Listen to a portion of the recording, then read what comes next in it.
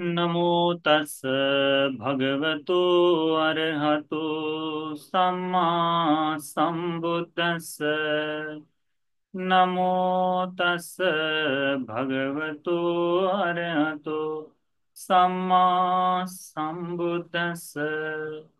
नमो तस् भगवतो अरहतो सम्मा सम्बुद्दस्स। साधु साधु साधु।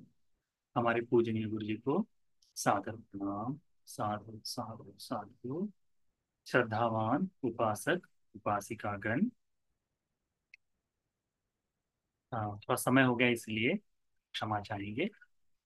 आज हम लोग चर्चा करेंगे एक सूत्र के ऊपर जो हमें निरंतर इस जीवन में दिखाई देता है। जिस समाज में हम रह रहे हैं उनमें ये चार तरह के लोग विद्यमान हैं। तो इनमें भगवान ने जो उपदेश दिए हैं, यह किसी भिक्षु को उपदेश दिया है, यह किसी गृहस्थ को उपदेश दिया है।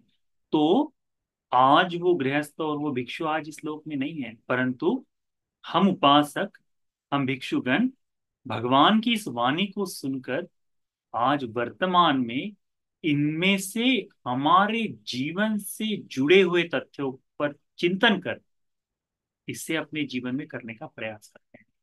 इसी को कहते हैं धर्म को समझकर उसके अनुरूप जीवन जीना।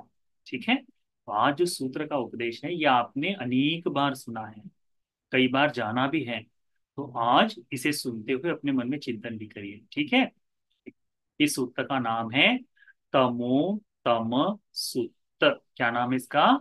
तमो तम सूत्र। तमो का मतलब होता है अग्नि, तेज, तेज से तेज की ओर। ठीक है, या फिर नहीं, तमो तमो का मतलब होता है अंधकार। क्षमा करो। तमो का मतलब होता है अंधकार। तमो से तम की ओर यानी अंधकार से अंधकार की ओर जाने वाला ये सूत्र है। ठीक है, भगवान बुद्ध जी कहते हैं चत्तारो में भिक्खवे पुग्गला संतो संविज्यमाना लोकस्मि। भिक्षुओं, ये चार तरह के व्यक्ति इस लोक में देखे जाते हैं। तो आज इस क्लास में जितने लोग हैं, भविष्य में जो इसे देखेंगे, इन सभी लोगों को इन चार टुकड़ों में विभाजित किया जा सकता है। पांचवी तरह का व्यक्ति इस लोक में नहीं है। ठीक है, पांचवी तरह का नहीं है, चार ही तरह के लोग हैं। संविद्यमाना लोकस्मिक, देखे जाते हैं, विद्यमान है। कतमे चत्तारो, भगवान कहते कौन से चार? तो भगवान कहते पहला तमो तम परायणो, अंधेरे से अंधेरे की ओर जाने वाला व्यक्ति। तमो ज्योति परायणो, अंधेरे से उजाले की ओर जाने वाला व्यक्ति। ज्योति तम परायणो, उजाले से अंधेरे की ओर जाने वाला व्यक्ति। और ज्योति ज्योति परायणो, उजाले से उजाले की ओर जाने वाला व्यक्ति। भगवान बुद्ध जी ने चार प्रकार के लोग कहे हैं। पहला व्यक्ति है जो अंधेरे से अंधेरे की ओर जा रहा है। दूसरा है जो अंधेरे से उजाले की ओर जा रहा है। तीसरा है जो उजाले से अंधेरे की ओर जा रहा है। और चौथा व्यक्ति कौन है? जो उजाले से उजाले की ओर जा रहा है। ठीक है, इन चार लोगों का विस्तार इसे किस तरह से भगवान ने बताया है हम इसे देखते हैं। भगवान कहते हैं कतमं च भिक्खवे पुग्गलो तमो होती तम परायणो। हम पाली में इसलिए बता रहे हैं आप लोगों को कि इन पाली के शब्दों को सुनकर इसको धीरे धीरे ध्यान में रख सको तो बढ़िया रहेगा। एक समय आपको आएगा कि आप स्वयं ही पाली को इसी तरह से धर्म को समझ पाएंगे। ठीक है, और आज इस लोक में अभी बहुत लाभ की बात है कि बहुत से भिक्षुगण पाली में से ही धर्म का उपदेश करते हैं। ठीक है, वो बहुत सुंदर है।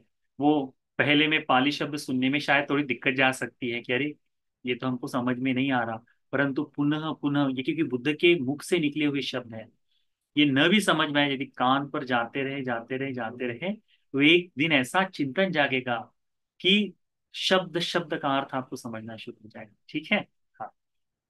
कई कई बार मुझे ऐसा लगता है कि शायद लोगों को ऐसा लगे कि अरे बंदे जो पाली में बता रहे, यदि पाली के शब्दों को कट करके केवल हिंदी में बोल दे तो उतना समय अधिक मिल जाएगा धर्म को सुनने के लिए। तो ऐसा नहीं।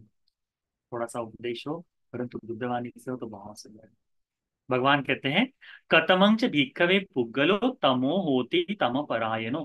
तम परायण का मतलब होता है उसकी ओर चलने वाला, उसके मार्ग पर चलने वाला, उसकी दिशा में जाने वाला। ठीक है। तो अंधकार से अंधकार की ओर जाने वाला व्यक्ति कौन है? इद भिक्खवे एक एकच्चो पुग्गलो नीचे कुले पच्चा जातो होती। चांडाल कुले वा वेन कुले वा नेसाद कुले रथकार कुले वा पक्कुस कुले वा दलित दे अपन्नापन्न भोजने कसीर उत्तके यथ कसीर घासच्छादो लभती। भगवान क्या कहते हैं कि यहाँ कोई व्यक्ति जो नीचे कुल में जन्म लिया हो। नीचे कुल का मतलब भगवान के साथ वो जाति प्रथा से नहीं है। ठीक है।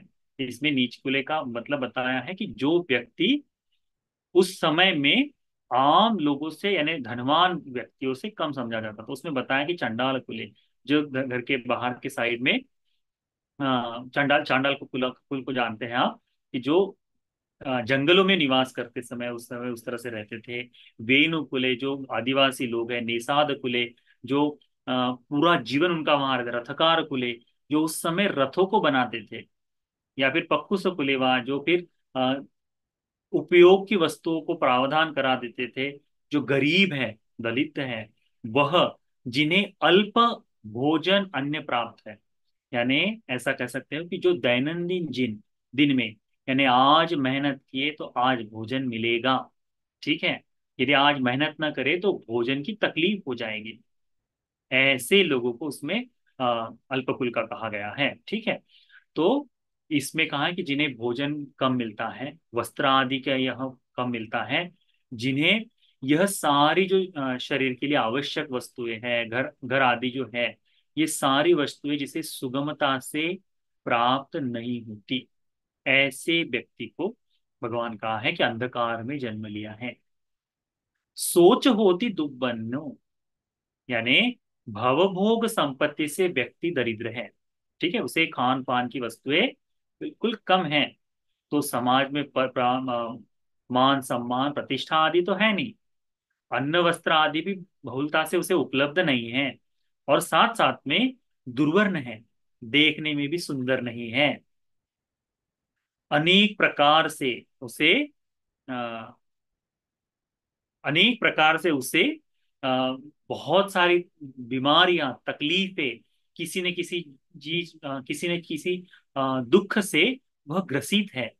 खज्जो वा पक्क हतो वा, यानी कहीं खुजली हो रही है, कोई रोग हो गया है, इस तरह से है। न लाभी अन्नस पानस, उसे भोजन आदि नहीं मिलता। यानस, जाने आने के लिए सुगमता नहीं है।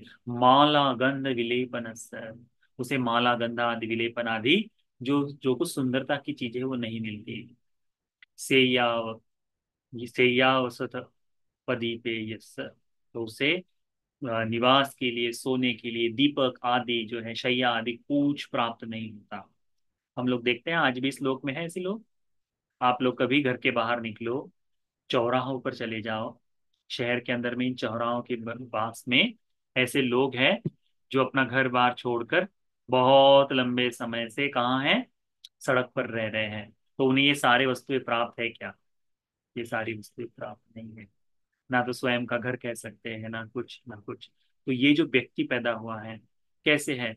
आप लोग देखो, भोजन मांगते हैं, भिक्षा मांगते हैं वो लोग, है ना, अपने बच्चों को कंधे पे लेकर कहीं पे डो जाकर। हाँ, काम कर ही रहे हैं, पति काम कर रहा है, बाकी लोग काम कर रहे हैं, घर के लोग कर रहे हैं, फिर भी बच्चों को भीख मांगने के लिए प्रेरित करते हैं। ऐसे लोग हैं इस लोक में कि जो जैसे अभी हम इस उत्तर भारत के एक क्षेत्र में हैं, तो यहाँ पर ईंट भट्टे हैं, और इतने बड़े बड़े ईंट भट्टे हैं यहाँ पे कि उसकी आप कल्पना नहीं कर सकते। तो उसमें ऐसे भी ईंट भट्टे हैं कि एक जगह से, यानी एक ईंट भट्टे के नजदीक में एक कईयों परिवार रहते हैं, और उन परिवारों ने नजदीक के जो बड़े शहर है उन्हें भी नहीं देखा आज तक। तो समुद्र आदि देखने की क्या बात हो, देखने के लिए लोग, आप चले आओ कहीं, देख लो, आपको दिखाई देंगे। आप बुद्ध गया आदि के क्षेत्र में चले जाओ, उनको देखो, उसमें जात पात का कोई नहीं। उनमें अच्छे लोग भी हैं, दरिद्र लोग भी, सब सब सबका है वो भाव। तो ये जो सब है, भगवान कहते हैं ये अंधकार में जन्म लिए है, यानी ऐसी स्थिति में जन्म लिए है कि जहां से डेवलपमेंट की, उन्नति की उम्मीद कम है। जैसे 1,000 लोग हैं, उनमें से एक व्यक्ति पढ़ लिख कर आगे बढ़ सकता है, लाखों में से एक, ऐसा समझ लो। हम उनके बच्चों के से अपेक्षा नहीं कर सकते कि ये कलेक्टर इंजीनियर बनेंगे करके। कर सकते हैं क्या? नहीं कर सकते। तो भगवान क्या कहते हैं, ये व्यक्ति जो है ये अंधेरे में जन्म लिए, ठीक है। हम उम्मीद नहीं कर सकते, पर संभव है कि उनमें से भी कोई उठकर आए और आगे बढ़ जाए। हम जानते हैं, ये जो महाराष्ट्र में ऐसे कुछ है ना कि एक गांव से दूसरे गांव, दूसरे गांव से तीसरे गांव जाने जाने वाले लोगों में, ऐसे लोगों में भी ऐसे क्रांतिकारी लोग बने हैं कि जिन्होंने इस समाज को बहुत कुछ दिया है। ऐसे भी लोग हैं, ठीक है। परंतु ये किस बारे में है कि अंधेरे में जन्म लिया, ऐसी दरिद्रता में जन्म लिया, परंतु इससे उसे कुछ समझ में नहीं आया है। पुनः जा किधर रहा है, तो अंधेरे की ओर जा रहा है। तो क्या कहते भगवान, ये अंधेरे में जन्म लिया, यानी इससे किसी व्यक्ति, किसी भी वस्तु की सुगमता नहीं है। आप नहीं सोच सकते कि अरे ये व्यक्ति सारा भौगोलिक संपत्ति से युक्त है। हमें अपनी आंखों से दिखाई देता है, ये ध्यान में रखिएगा कि 4 लोग इस दुनिया में दिखाई देते हैं। उनमें से पहला व्यक्ति है जो इस तरह से, जैसे भोजन आदि में सुगमता नहीं है, कुपोषण का शिकार है, ऐसे है। पर भगवान कहते हैं, ये अंधकार में जन्म लिए। तो सो कायन दुच्चरितं चरति, ऐसे जन्म के बावजूद भी अपने शरीर से दुष्चरित्र का जीवन जीते हैं। वाचाय दुच्चरितं चरति, वाणी से दुष्चरित्र का जीवन, मनसा दुच्चरितं चरति, मन से दुष्चरित्र जीते। सो कायन दुच्चरितं चरित्वा, काया से दुष्चरित्र करते हुए, वाचाय दुश्चरितं चरित्वा, वाणी से दुष्चरित्र करते हुए, मनसा दुश्चरितं चरित्वा, मन से दुराचार करते हुए, कायस भेदाय, शरीर के मर टूटने के बाद, परम मरना, मृत्यु को प्राप्त होने के बाद, अपायं दुर्गति विनिपातं निरयं उपपन्नो होती, अपाय नाम के दुर्गति में, नीचे गिरने वाले लोक में, निरय में जन्म लेते हैं। कौन? यह जो अंधकार में जन्म लिया है, क्या करते हुए? तो काया से दुष्चरित्र करता है। काया से दुष्चरित्र कैसा होता है? तो प्राणी हिंसा, आप देखो प्राणियों की हिंसा में, ये जो अंधकार में जन्म लिया है, यह व्यक्ति धर्म को नहीं समझ सकता, नहीं जानता है, धर्म पता नहीं है कि भाई ये जो दरिद्रता, ये जो मुझे दुख मिल रहा है इस जीवन में, ये मेरे ही पाप कर्म का, इससे पहले मैंने जो पाप कर्म किए हैं इसका परिणाम है। तो मैं इस पाप कर्म को अभी रोक सकता हूँ, मैं इसे रोक सकता हूँ। ये उस पे चिंतन नहीं जाता। वो देखता है मेरे पापा शराब पीते हैं, तो मैं भी शराब पीऊंगा। आप देखिए, 12 साल, 15 साल, 16 साल से पहले जिनके बच्चे इस तरह से हैं, वो शराब पीना शुरू कर देते। आपने देखा है ऐसे लोगों को? देखा है। दया ही जागती है इनके कारण। बहुत, इतना यानी सोच नहीं सकते। हमारे बस्तियों में भी, जहां हम लोग रहते हैं, हमारे आसपास देखिए, पिता शराबी है, बेटा चोरी से शराब पी रहा है, ठीक है। दुराचारी है, व्यभिचार करती है माँ, व्यभिचार करते हैं पापा, बेटों में वो धर्म है, बेटियों में वो धर्म है। हम बोलते हैं जैसी माँ वैसा बेटा, जैसे पिता वैसा वैसी पुत्री, करके इस तरह से बोलते हैं। क्या है? हम निग्रह की दृष्टि से, उन्हें नीचा दिखाने की दृष्टि से बोलते हैं। हमने क्या बोलना चाहिए कि ये आदमी अंधकार में जन्म लिया, धर्म को नहीं जानता है, और इसका आचरण पुनः अंधकार की ओर जाने वाला है। हम प्रार्थना कर सकते, मैत्री कर सकते, अरे कितना अच्छा होता कि सद्धर्म का इन्हें उपदेश होता, कितना भला हो इनका कि यदि इन्हें ऐसी सत्संगति मिल जाती कि इस अंधकार को जाने वाले रास्ते से दूर हो जाते। पर हमारे मन में ये नहीं आता। हमारे मन में क्या आता है? निग्रह आता है, उनको नीचा देखने की दृष्टि आती है, करुणा मैत्री नहीं जाती। भगवान कहते हैं, काया से दुष्चरित्र करता है, प्राणी हिंसा करता है, चोरी करता है। आप देखो, गरीबों की बस्ती में रहने वाले, झोपड़पट्टियों में रहने वालों में है, हमने सबने सुना है, मेहनत कर कर बड़ा होकर अच्छा जीवन जीने के लिए लोग हैं। शरीर यष्टि से श्रम कर कर, गरीबों की बस्ती में भी, ये सबके लिए नहीं है, गरीबों की बस्ती में भी श्रम कर कर आगे बढ़कर अच्छी जगह पर अच्छा जीवन जीने वाले लोग हैं। परंतु आलस्य के कारण, अधर्म के कारण, चोरी से जीवन जीना, इसके अलावा मुझे दूसरा रास्ता ही नहीं है। व्यभिचार से, गनिका प्रवृत्ति में आ जाना, इसके अलावा दूसरा रास्ता कारण बताकर दुराचार का जीवन, शरीर से, वाणी से।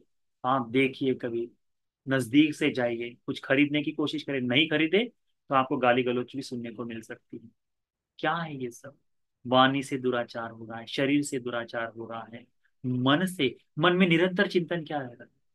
किसी के प्रति ईर्ष्या है, किसी के प्रति घृणा है, लोभ है। ये सब पाप कर्म कैसे कर रहे हैं? जब अंधेरे में जिस कारण से ये अंधकार मिला है, उसको पुनः प्राप्त करने का जो मार्ग है, उसी को कर रहे हैं। भगवान कहते हैं ऐसा व्यक्ति जो अंधेरे में पैदा हुआ, शरीर वाणी मन से पाप कर्म करते हुए पुनः कहा जाता है, तो चार अपाय में जाकर गिरता है। दुराचार के कारण, पाप कर्म के कारण, वहां जो कुछ कर्म भोग कर यदि पुनः मनुष्य लोक में आए, तो दान नहीं दिया है, सील का पालन नहीं किया है, समग्रता के लिए मधुर वाणी का प्रयोग नहीं किया है, आ, इन इन सब को छोड़कर जीवन जिया है, तो परिणाम स्वरूप क्या होगा? पुनः अंधकार ही मिलेगा, पुनः वैसा ही जन्म मिलेगा।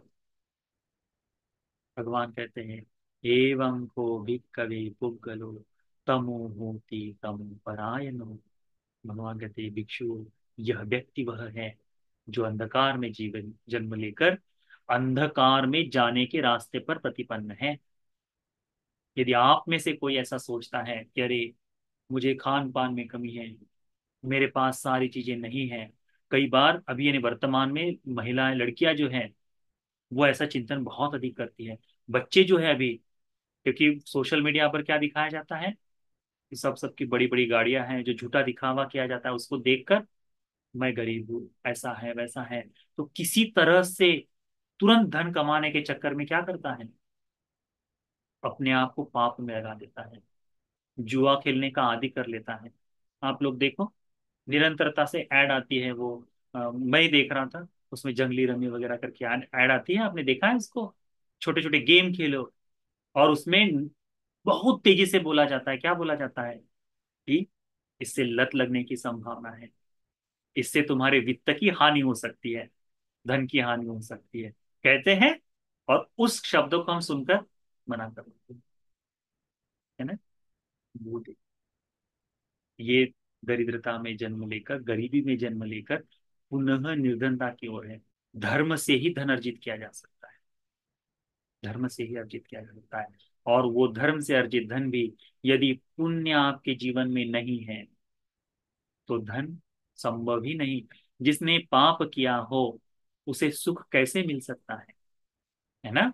तो वो ध्यान में रखो, इसीलिए शॉर्टकट नहीं है।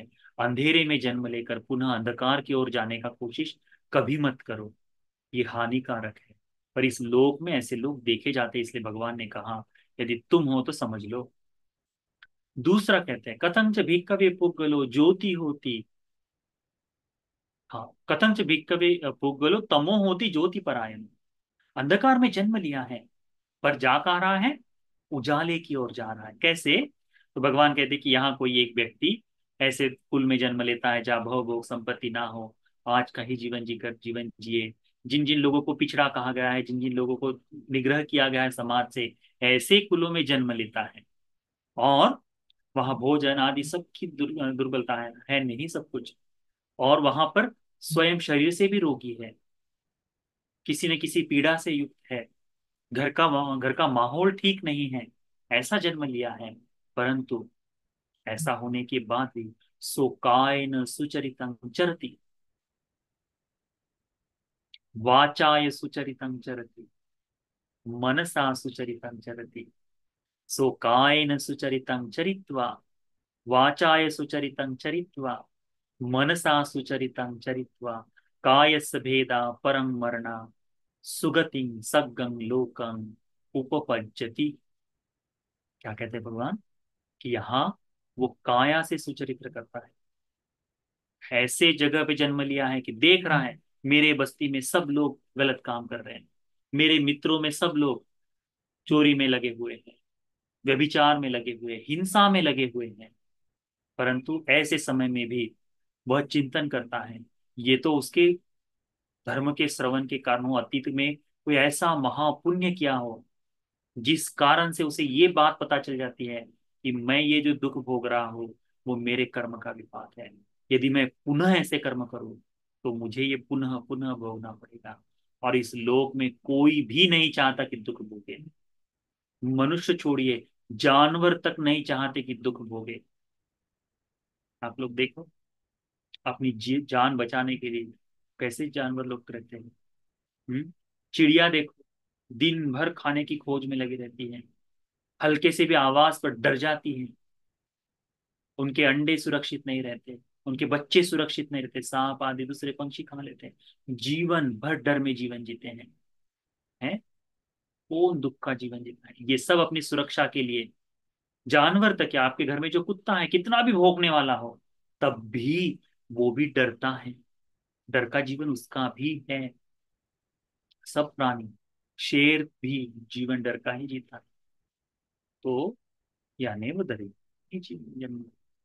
तो यदि ऐसा जीवन मिला है और यदि वो कायावानी मन को से सुचरित्र करे तो हिंसा से दूर हो जाए, व्यभिचार से दूर हो जाए, चोरी से दूर हो जाए, शराब आदि को छूने से कह दे कि अरे, पर मैं शराब आदि को नहीं छूऊंगा। चाहे इस समाज में शराब पीने वाला सबसे श्रेष्ठ समझा जाए, इस समाज में, धर्म से नहीं है, इस समाज में यदि शराब पीने वाला व्यक्ति क्या बढ़िया आदमी है ऐसा कहा जाए, उसकी प्रशंसा हो, तब भी इस व्यक्ति ने दुख में जन्म लिया, ऐसी जगह जन्म लिया है जहां शराब घर में ही बनती हो, फिर भी वो न छूता है। तो उतने कठिन परिश्रम में जो करने वाला व्यक्ति अंधेरे से उजाले की ओर जाने वाला है। आप देखिए कि आप किसमें वो ध्यान में। वाचाए सुचरितं चरति, कहता है गाली गलौज। किसकी गाली दे रहे? अपने ही माँ की, अपने ही बहन की, अपने ही पिता को दुर्वचन कह रहे हैं, जिस माँ ने 9 माह कोख में जन्म रखकर मरणांतक पीड़ा को सहते हुए इस लोक में हमें जन्म दिया है। नॉर्मल डिलीवरी से, सीजेरियन हो तो पेट काट कर जन्म दिया है। ऐसी माँ के प्रति, ऐसी माँ के लिए इस वाणी से दुर्व्यवहार। ऐसे पुत्र की तो जीभ कट कर गिर जाए तो भी ठीक है, ऐसा सोचना चाहिए। क्यों? क्योंकि जिस माँ ने ऐसा जन्म दिया उसके लिए कैसे कोई अपशब्द का प्रयोग कर सकता है? तो वाणी से दुराचार, वाणी से झूठ नहीं, वाणी से ऐसा नहीं कि जिससे लोगों में फूट पड़े। डिवाइड एंड रूल वाला जो रेगुलेशन है वो समाज में छोटे तबकों को होता है, इसे छोड़ दो। दुनिया अंधकार में जा रही है, इसका मतलब ये नहीं कि तुम भी अंधकार में जाओ, वो समझदारी नहीं है, वो मूर्खता है, वो मूर्खता है। तो भगवान कहते हैं कि ऐसे समय में अंधकार में जन्म लिया, ऐसी जगह में जन्म लिया, ये सारी सुगमताएं हैं। आप देखो बस्ती में जाओ, झोपड़पट्टी में जाओ, आपको शराब शराब के ठेके जगह जगह मिल जाएंगे, मुफ्त में पिलाने वाले लोग जगह जगह मिल जाएंगे। है, है, ये सारी सुगमता है। इसके बावजूद भी कोई रिस्ट्रेन करता है, दूर रखता है अपने आप से, उस व्यक्ति के लिए हमने साधुवाद देना चाहिए। वो व्यक्ति है जो अंधकार से उजाले की ओर जा रहा है।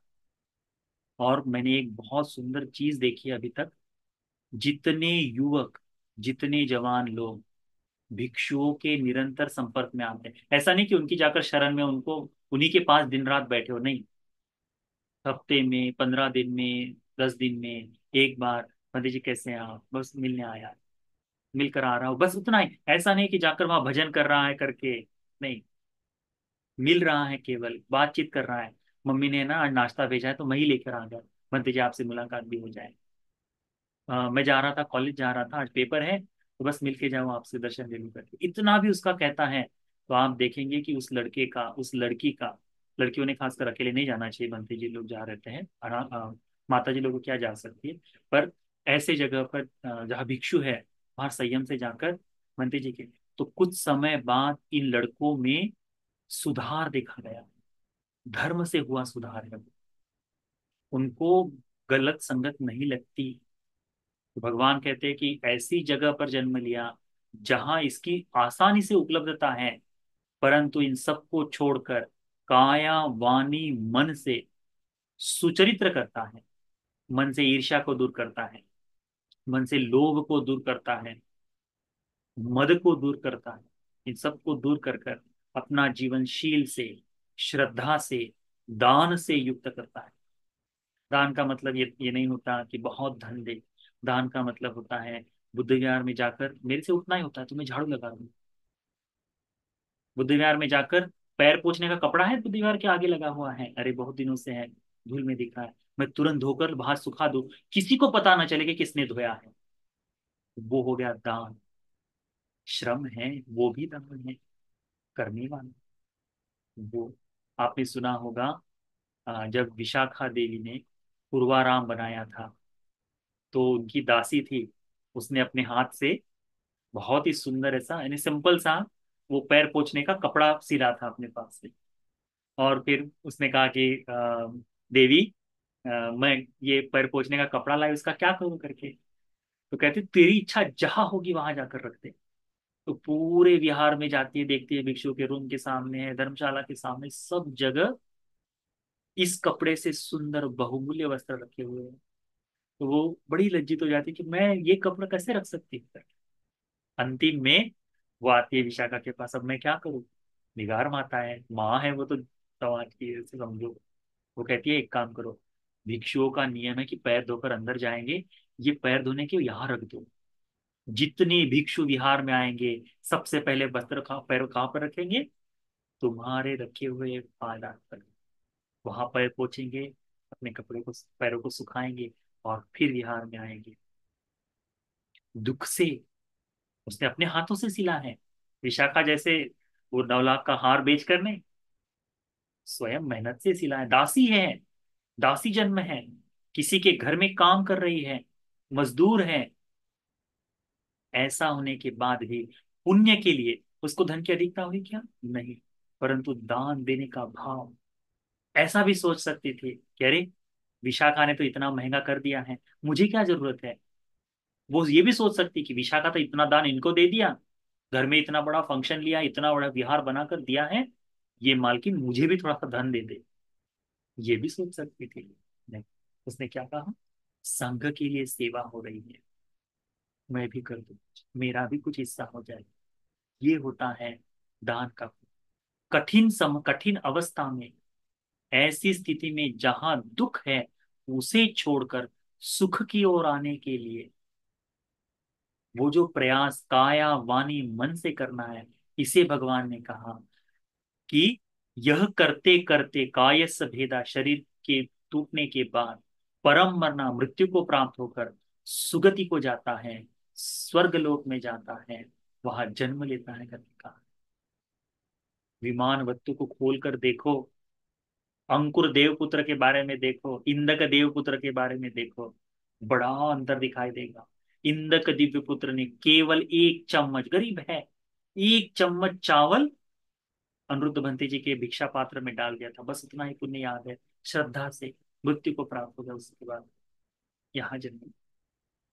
लाजा देवदूत, लाजा देवदूत की कहानी सुनो, कि वह धान के टुकड़ों को खरीद, धान के टुकड़ों को खेत से बिन कर लाती, उनको रेत में फोड़ती थी, उसकी जो लाही बनाती, मुरमुरे जो कहते हैं, वो बनाती, लाही बनाती, और उसे बेच कर अपना जीवन जीती थी। उसने एक दिन देखा कि बंदे जी आ रहे भिक्षा में, जितना बना है वो दान दे दी। वो नहीं सोचा कि मैं भूखी रहूंगी, वो दान दे दिया। हुआ ये कि उसके बाद जब पुनः दूसरी बार वो जब खेत में दाने देखने गई, किसी सांप ने दष्ट कर लिया, खेत में सांप होते हैं, मर गई।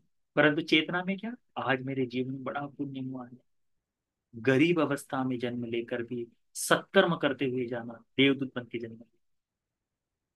वहां का महाकाश्यप बनते जी को उसने गोविंद। वो बात। उसके बाद में भगवान कहते हैं, एवं को भिक्खवे पुगलो तमो होती ज्योति पराय।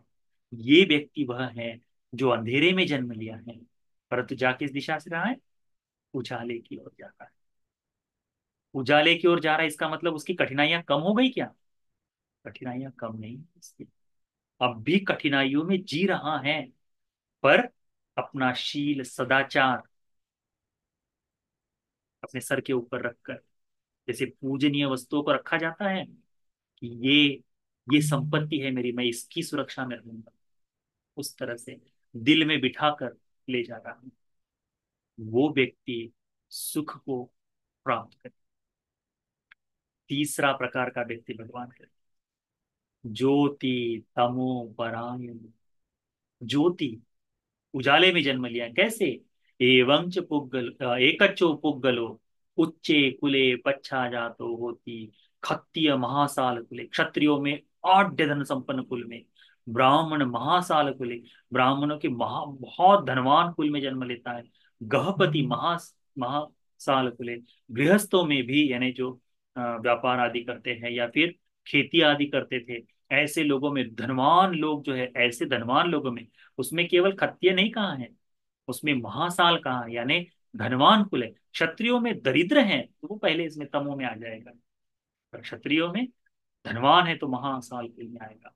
अड्ढे महाधने महाभोगे, आढ़ है, महाभोग संपन्न से युक्त है, बहुत जात रूप, धन सब सोना चांदी प्रचुर मात्रा में है उनके पास, बहुत वित्तुपकरणे, धन संपत्ति प्रचुर मात्रा में है उनके पास, बहुत धन धन्य, प्रचुर मात्रा में धन धान्य है उनके घर में बढ़ा हुआ, सोच होती अभिरूपो, देखने में सुंदर है, दर्शनीयो, देखने वाला, दर्शनीय दर्शनीय है, पास आदि को देखते ही मन प्रसन्न हो जाता है, परमाय, परम ऐसा वर्ण पोखरताय, परम ऐसे वर्ण से रूप से सुंदरता से है, संपन्न है ऐसे देखने में दिखता है। अरे, कितनी सुंदर है लड़की, कितना सुंदर है लड़का, कहते हैं वो है धनवान कुल में, कहते हैं ना, हाँ पैसा उनके पास है इसलिए सुंदरता दी है, ऐसा कहते हैं ना। ये उन्हीं के लिए है कि जिनके पास धन है उनके घर में धन सुंदरता वाले लोग भी जन्म लिए हैं। क्यों? क्योंकि ज्योति में जन्म लिए हैं, अच्छी जगह जन्म लिए। दरिद्र लोगों में भी वर्ण का बात हो सकती है, गरीबों में भी सुंदर लोग जन्म लेते हैं। इसके पीछे के कारण चूल कम्म विभंग सूत्र में भगवान ने बहुत सुंदर तरीके से तोदेय पुत्र सुबह को बताया है। इस सप्ताह से हो सकता है या अगले सप्ताह से मैं संपूर्ण 151 सूत्र है मध्यम निकाय में, उन सूत्रों का उपदेश शुरू करूंगा, एक सूत्र से लेकर आरंभ करूंगा, पाली और हिंदी के साथ। उसमें आपको एक एक सूत्र समझने को मिलेगा और उसमें चर्चा भी रखूंगा, शायद हो सकता है समय ज्यादा लगे, उस पर सोचेगी। ठीक है। तो यह जो है, तो बहुत सुंदर है, धन धान्य संपन्न है, ऐसा सब प्राप्त किया हुआ जिसे ये सारी चीजें मिली हुई हैं, ऐसा व्यक्ति काया से दुष्चरित्र करता है। पैसा पानी की तरह उड़ाना जो कहते हैं, बहाना जो बोलते हैं, वो काय में उड़ा रहा है, तो महंगे से महंगे, कुछ नशा हो तो कर लेंगे, शराब नहीं, अब सूखा नशा चाहिए, कर लेता है। गाड़ी है, बड़ी है, बड़ी गाड़ी नहीं लेंगे। अभी हुआ महाराष्ट्र में एक केस हुआ है, किसी धनवान आदमी ने किसी को उड़ा दिया, रातों रात गाड़ी बदल दी, सब कुछ हुआ, ऐसा कुछ न्यूज आया था, मैंने रिसेंटली बंदे जी ने बताया, पता चला है ऐसी बात। धनवान है परंतु पाप में लगा हुआ है, वाणी से, काया से, मन से पाप करता है। भगवान कहते हैं इस तरह से पाप करने के कारण, धन है उसमें पाप का स्वभाव बदल जाएगा जरूरी नहीं, धनवान व्यक्ति पुण्यवान ही हो, पुण्य ही करे, नहीं है। धनवान आदमी भी पाप करता है, गरीब आदमी भी पाप करता है, तो पाप करना सबके लिए समान है, उस पाप में अंतर नहीं है, पाप दोनों के लिए एक ही है, इसको जानो, दोनों के लिए पाप एक ही है। वो पाप करता है काया वाणी मन से। हम क्या देखते हैं कि अरे इतना पाप कर रहा है, इसको कहाँ फल मिल रहा है, वो तो इतना बुरा करता है, सब कुछ गलत कर रहा है, चोरी भी कर रहा है, दूसरों को धोखा दे रहा है, फंसा रहा है, इतना धन होने के बाद भी फंसा रहा है, इसका फल कहाँ है? भगवान क्या कहते हैं, इस तरह से काया वाणी मन से सो काय न दुच्चरितं चरित्वा, काय से दुश्चरित्र करते हुए, वाचाय दुच्चरितं चरित्वा, वाणी से दुश्चरित्र करते हुए, मनसा दुच्चरितं चरित्वा, मन से दुश्चरित्र करते हुए, कायस्स भेदा, शरीर के भग्न होते ही, यानी शरीर के नष्ट होते ही, शरीर के छोड़ते ही, परम मरना, मृत्यु के बाद, दुगति विनिपात निरयंग उपपज्जति, दुर्गति में विनिपात में जन्म लेता है। हम उसे देख नहीं सकते, परंतु इस लोक का न्याय है क्या, कि जैसा कर्म किया है उसके अनुसार फल मिलेगा। इस संपूर्ण विश्व में इतने अनेक लोगों ने धर्म का उपदेश किया है, अनेक लोगों ने अलग अलग धर्मों में कर्म की व्याख्या की है, परंतु बुद्ध की तरह सटीक ऑप्शन, क्या कहते हैं, सटीक जो है, पूर्णतः कर्म पर ही आधारित विस्तार किसी ने नहीं किया। सब धर्मों में ये कहा गया है, तुम कर्म करो, ईश्वर से प्रार्थना करो, तुम्हारे कर्म माफ हो जाएंगे। ब्राह्मणों से होम हवन करवाओ, तुम्हारे कर्म माफ हो जाएंगे। कैसे हो सकता है? कोई किसान कितने भी बड़े से बड़े देवताओं के सामने पूजा कर ले, कितने भी बड़े से बड़े इसके साथ बैठ जाए, होम हवन कर ले, और खेती में के सामने बैठ कर कहे कि इस खेती से, इस यज्ञ के बल से धान उत्पन्न हो जाए, तो आप क्या कहोगे, हो जाएगा? नहीं।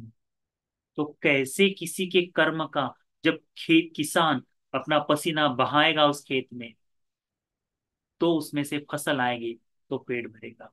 वैसे ही जैसा कर्म किया है वैसा ही फल मिलेगा, उसमें एक्सेप्शन नहीं है। उसमें पूजा पाठ होम हवन से, मत्था टेकने से, प्रदक्षिणा करने से वो कर्म धुला नहीं जा सकता, उस कर्म का फल मिलेगा ही। पुण्य कर कर, पुण्य कर कर पाप के फल को भोगने का सामर्थ्य मिलता है, ये हो सकता है। पुण्य कर कर पाप के फल को जो मिलते समय, यदि पुण्य का फल उस समय आगे आ जाए, तो उस समय के पाप के, उस समय पाप का फल पीछे हट जाएगा, ये हो सकता है। परंतु उस कर्म से छूट नहीं सकते। अरहंत भी अपने कर्मों से बंधे हुए हैं। मुगलान महंती जी, आपने नाम सुना है मुगलान महंती जी? अरहंत हो गए, रिद्धिशाली भिक्षुओं में अग्र है। ऐसी रिद्धि कि बुद्ध के, बुद्ध से दूसरे हैं बस, उनसे जैसा दूसरा कोई भिक्षु नहीं इस शासन में। क्षण भर में पहला दूसरा तीसरा चौथा ध्यान, चाहिए वो रिद्धि दिखा देंगे। मृत्यु कैसे हुई?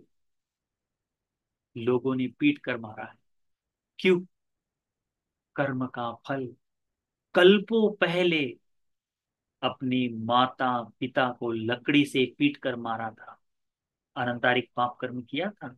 वो फल कल्प भर निरय में फल भोगने के बाद, एक कल्प निरय में फल भोगने के बाद, पारमिताओं को पूर्ण करने के बाद भी, आज यहाँ मनुष्य लोक में जन्म लेकर अरहंत बनने के बाद क्या हुआ?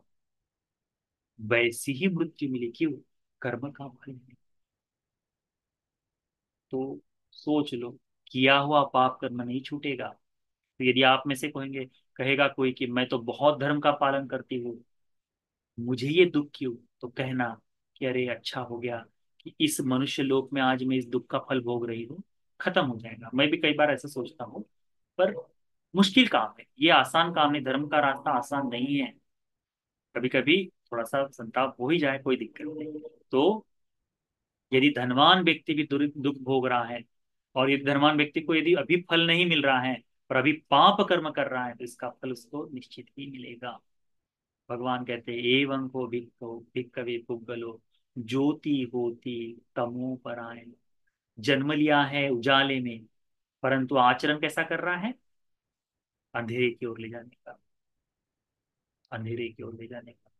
हम लोग देखते ही कहते हैं ना, इस रास्ते पे चलेगा तो इसका परिणाम भोगेगा करके कहते हैं। वो है कि उजाले में जन्म लिया, सब कुछ है। हम कहते हैं ना, नई नई बाइक खरीदने के बाद लड़के लोग जो जिस तरह से सड़कों पर आग की तरह गाड़ी चलाते हैं, देखे तुमने? हाँ, क्या बोलते हैं हम लोग, यदि गाड़ी में बैठे हो तो क्या बोलते हैं हम लोग? इस तरह से चलाएगा और मर जाएगा, तो कैसे बताएं? देखो माँ बाप भी कैसे हैं, इतनी महंगी गाड़ी खरीद के दिए, बच्चों पर लगाम नहीं लगा सके, हम लोग कहते हैं कि नहीं? है। मैं बोल रहा हूँ आप लोग मन में कह लेते हैं, तो है, तो उसका परिणाम है। तो उस तरह से किसी दूसरे को प्रताड़ित करते हुए जाना, उस तरह से, ये बड़ा नुकसान का काम है। मनुष्य का जीवन बड़ा दुर्लभ है, इसको जान लो। चौथा व्यक्ति है जो अच्छे कुल में जन्म लिया, धन दान संपत्ति खान पान में कोई कमी नहीं, पिता जैसे भी हो, परंतु अपने बच्चों कमा कर लाकर अपने बच्चों को सही समय पर 2 वक्त की रोटी, अच्छी तरह से शिक्षा, घर में वस्त्र आदि दे रहे, इसका मतलब है वो ज्योति में जन्म लिए, उजाले में जन्म लिए। सरकारी नौकरी है तो बहुत ही बड़ी बात हो गई, परंतु किसी का बिजनेस है, छोटा बड़ा भी क्यों ना हो, परंतु घर में धन संपत्ति आदि है तो उजाले में जन्म लिया है, ऐसा व्यक्ति, माता पिता ने अच्छा कर्म किया है, उसका फल भोग रहा है। आप लोग देखो, कई ऐसे अच्छे लोग हैं कि ना तो उनके माता पिता ने कभी शराब पी है, ना उनका बेटा शराब पीता है ऐसे लोग, ऐसे लोग हैं, ऐसे लोग। माता पिता हिंसा नहीं करते, बेटा हिंसा नहीं करता, बेटी हिंसा नहीं करती। माता पिता ने व्यभिचार कभी जीवन में सोचा भी नहीं, करता किया नहीं है, बेटे बेटियां भी सोचती है मैं अपनी पिता पर, अपनी माँ के आज्ञा का पालन करूँ, उस तरह से चिंतन करते हुए जीवन जीते हैं। आज इस वर्तमान समय में कठिन काम है, पर इस कठिन कार्य को करने वाले लड़का लड़की लोग आज भी है। क्या है वो, कि इतने इतने आराम से ऐशो आराम के जीवन में जन्म लिए, परंतु इसका उन्हें अहंकार नहीं है, इसके कारण वह बर्बादी की ओर नहीं गए हैं। आप लोग देखो, कई बार होता है, पिता पुलिस में है, बेटा उसका फायदा उठाएगा। मुंह पर बोलने वाले बच्चों को भी देखा है मैंने, तुम तो 2 नंबर की कमाई करते हो, मैं क्यों ना उड़ाऊं करके। सुना है कभी आप लोगों ने? मैंने सुना है बोलते हुए, इसीलिए बता रहा हूं। कभी कभी कई बार पिता लोगों ने हमको बताया भी कि मेरा बेटा ऐसा भी कहता है। मैं कहता हूँ किए हुए कर्म को तो कुछ समय से इस तरीके से भोगना भी पड़ेगा। जब संस्कार की बात थी तब नहीं थी। आप लोग देखिए, अनेक अनेक बार ऐसा होता है, जब बच्चा पैदा होता है तो 3 साल तक, 4 साल तक माँ बाप बहुत प्रेम से उसे बुद्ध विहार ले जाएंगे, 10 प्रकार से बंदे जी की सेवा करवाएंगे। स्कूल में चौथी पांचवी छठवीं में जाने के बाद, आज के बाद तो बुद्ध विहार गया तो फिर मैं देख लूंगी करके, ऐसा करके माँ बाप जाने नहीं देते। क्योंकि बुद्ध विहार जाने से बच्चों का समय खराब होता है, बुद्ध विहार जाने से बच्चे पढ़ाई नहीं कर सकते, चाहे वो कुछ भी करे, ट्यूशन का नाम बताकर कहीं घूमने चले जाएं उनको ठीक लगेगा। है बच्चे हमारे ट्यूशन का नाम लेकर बाहर घूमने जाते हैं, परंतु बुद्ध विहार नहीं भेजना चाहते क्योंकि समय बर्बाद होता है। तो ऐसा व्यक्ति उजाले में जन्म लेकर अंधकार की ओर जाए। यदि व्यक्ति भिक्षुओं के संपर्क में है, शीलवान भिक्षुओं के साथ में है, धर्म को सुन रहा है, वह व्यक्ति अंधेरे में जाने से बच सकता है ना। इसे कहा गया है, भगवान इस तरह से समझो कि रेगिस्तान है, हमारे चारों तरफ रेगिस्तान है, पानी नहीं मिला, कुछ नहीं, छाया नहीं है, पेड़ नहीं है, तो ऐसे एक समय में कहीं दूर एक छोटा सा तालाब मिल जाए, वहां पेड़ पेड़ पौधे मिल जाए, कैसे लगेगा? अरे, सुख ही सुख मिलेगा। वैसा है भिक्षुओं की छाया आज वर्तमान में, वैसा है बुद्ध विहार में भिक्षुओं की सेवा, उस विहार की सेवा में लगा रहना। तो चाहे बच्चा 7वीं क्लास में चला जाए, 8वीं में चला जाए, कैसे भी करके उसके हाथों से भोजन आदि कराओ। बहुत जबरदस्ती कराने की आवश्यकता नहीं, प्रेम से, मधुरता से। बच्चों के मन में भिक्षुओं के प्रति बात करने में जो झिझक है, डर है, उसे दूर करो। हमारे जैसे आजकल बहुत सारे बनते जी युवक, उनका सर खाओ, जाकर भिक्षुओं का सर खाने को बताओ बच्चों को, ऐसा क्यों बनते जी, ऐसा क्यों बनते जी, कैसे करना चाहिए बनते जी, 80 बार पूछो। भिक्षु कभी उससे नाराज नहीं होते। निरर्थक प्रश्न से नाराज होते हैं जो बड़े लोग पूछते हैं, बच्चों के प्रश्नों से नहीं। तो उनको करो, शायद हो सकता है कि अंधेरे की ओर न जाते हुए तुम्हारा बच्चा उधर पैर रखा है, लौट कर आकर पुनः उजाले की ओर चले जाए। तो भगवान क्या कहते हैं कि ये जो व्यक्ति जो ज्योति में जन्म लिया है, उजाले में जन्म लिया है, सुख का जीवन जी रहा है, ऐसा व्यक्ति काया से सुचरित्र करते हुए, सो काय न सुचरितं चरित्वा, वाचाय सुचरितं चरित्वा, काया से सुचरित्र करते हुए, वाणी से सुचरित्र करते हुए, मन से सुचरित्र करके करते हुए, जिसके घर में धन धान संपत्ति है, उसमें ईर्ष्या का भाव कम होता है, उसमें लोभ का भाव कम हो सकता है। तो बच्चों में ऐसे गुणों का सृजन कराओ कि जहां लोभ न रहे, जहां ईर्ष्या न रहे, जहाँ त्याग हो, दान की भावना जागे, समर्पण की भावना जागे, क्योंकि दिया हुआ, देने वाला व्यक्ति दरिद्र नहीं होता, देने वाले का कभी कम नहीं होता, कभी भी कम नहीं होता, ये बात ध्यान में रखो। तो भगवान कहते हैं कि ऐसा व्यक्ति मरने के बाद सुगति स्वर्ग लोक में जन्म लेता है, सुख को भोगता है। एवं को भिक्खवे पुग्गलो ज्योति होती ज्योति पराय। यह व्यक्ति वह है जो उजाले में जन्म लेकर उजाले की ओर जा रहा है। इमे को भिक्खवे चत्तारो पुग्गला संतो संविद्यमाना लोकस्मिन्। भिक्षुओं, ये चार तरह के लोग इस दुनिया में देखे जाते हैं। अब आप हमें बताइए कि इनमें से कौन सा आदमी आपने नहीं देखा है? हम्म। आपने इन सभी, इन चारों लोगों को देखा है। हम लोगों ने, आपने, मैंने इन चारों लोगों को देखा है। परंतु किसकी तरफ बनने की कोशिश की है? मुझे उससे कोई लेन देन नहीं, मैं तो अपना ही जीवन जीऊंगा, ऐसा सोचते हैं ना, वो मत। आज भी आपके पास समय है। कितने लोग हैं यहाँ? 150 के आसपास लोग हैं आज क्लास में। इनमें से 15 लोगों ने भी यदि अपने जीवन में अधिष्ठान कर दिया, अपने जीवन पे सोचा, सब नहीं कर सकते, धर्म का मार्ग कठिन है। ये धर्म भगवान ने बहुजन हिताय बहुजन सुखाय दिया है, परंतु उनमें से बहुजनों में भगवान ने कहा है कि नाखून भर के लोग, मिट्टी जमीन से उठाई और भिक्षुओं को दिखाई, भिक्षुओं, ये नाखून पे जो मिट्टी है ये ज्यादा है या इस पृथ्वी पर जो मिट्टी है? तो भगवान कहते हैं, भगवान, इस मिट्टी की तुलना बिल्कुल नहीं की जा सकती, ये तो बिल्कुल नगण्य है करके, बिल्कुल गिनती नहीं की जा सकती। भगवान कहते हैं इतने ही लोग मनुष्य लोक से मरकर सुगति को जाते हैं, इतने ही लोग मनुष्य लोक से मरकर पुनः मनुष्य बनकर जन्म लेते हैं, इतने ही लोग मनुष्य लोक से मरकर धर्म को प्राप्त करते हैं। तो बहुजनों के लिए धर्म का उपदेश है, परंतु धारण करने वाले लोग स्वल्प। तो आप उसमें से है कि नहीं, ये आप जानते हैं। धर्म का चिंतन करना जो कहते हैं ना, यही है कि चार लोग हैं, मैं उसमें से, अपने आप में सब, सबका पता है कि मैं गरीब हूं, तो मैं अच्छा कर रहा हूँ बुरा कर रहा हूँ, ये ध्यान, बुरा कर रहा हूँ अच्छा कर रहा हूँ, ये आपको ध्यान में रखना है, कोई दूसरे वाला नहीं। देवदूत नाम का सूत्र है। देवदूत नाम के सूत्र में क्या बताया है? मृत्यु के परांत कौन सा जन्म ले, किस तरह का दुख भोगे, किस तरह का कर्म मिलेगा, इसको पूछने के लिए पूछते हैं कि क्या मनुष्य लोक में तुमने बीमार आदमी को देखा है? तो कहता है देखा है। देखने के बाद भी तुमको महसूस नहीं हुआ कि मरने के बाद, या फिर तुम बीमार, तुम भी मरने के बाद यदि पाप कर्म करते रहोगे तो इस तरह का दर्द आएगा? तो सोचा नहीं। मरा हुआ आदमी देखा है? तो हाँ देखा है। एक दिन तुम भी मर जाओगे, ऐसा सोचकर तुमने ये नहीं सोचा कि मैं पुण्य कर लूं, तुम नहीं किया है।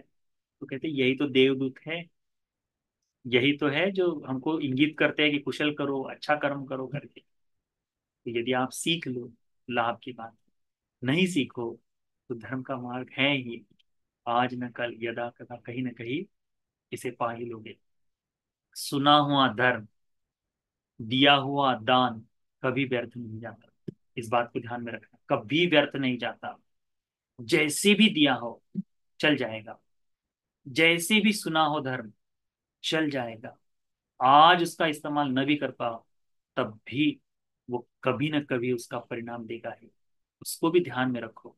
परंतु जब ये परिणाम देगा तब हमारी अवस्था ऐसी नहीं होनी चाहिए कि धर्म का पालन करने में अक्षम रहे, सक्षमता खत्म हो जाए, ऐसा भाव न हो, इसके लिए कोशिश करनी चाहिए।